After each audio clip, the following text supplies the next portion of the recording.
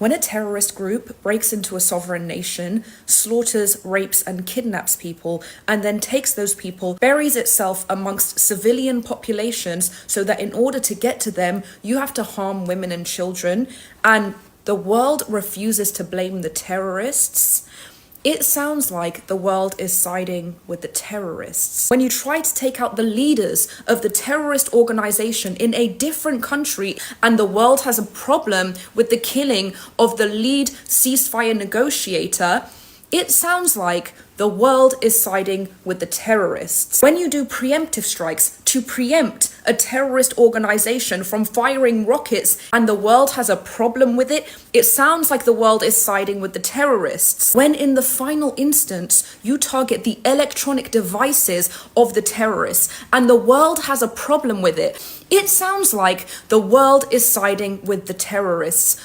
Well, that's because they are. So why is the world siding with terrorists? Because they believe that all of this can be resolved with a ceasefire agreement. The reason they believe this is because they think that the terrorists' activities are for the purpose of care, compassion, and protection of others.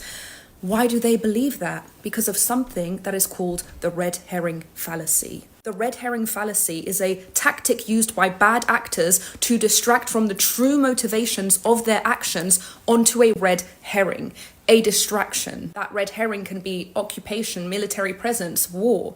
So the public engages in a discussion about whether the terrorist activities are justified in response to the red herring, when in reality, the terrorist actions have absolutely nothing to do with the red herring. So for example, Hezbollah. Hezbollah is a second IRGC created by the regime to destroy Israel from the closest possible border to Israel.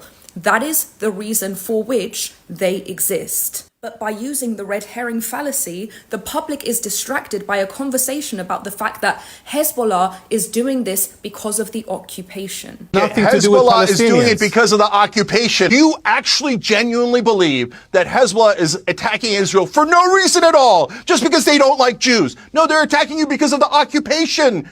Are you so incredibly ignorant that you don't understand that? And because people believe the red herring, they engage in this conversation about how this can be resolved with a ceasefire agreement. You understand that what you're asking for is an agreement with an organization that was formed for the purpose of destroying a sovereign nation, to promise to stop doing the reason for which it exists. You know that they won't stop doing that. You know that they can't stop doing that. So let's be clear about what you're advocating for. What you're actually advocating for is not peace, but more war. Because when you want a peace deal with the intolerant, when you want peace with terrorists who do not know and cannot know peace, what you're consenting to is more terrorism. And when you consent to more terrorism, you are consenting to the counter response of more war. And that is how your advocacy for peace with the intolerant is advocacy for war. So if you claim that you love peace, that you want security, that you want stability, that you want peace between nations, you know that you cannot ask for an agreement for life with those who love death. You get that, right?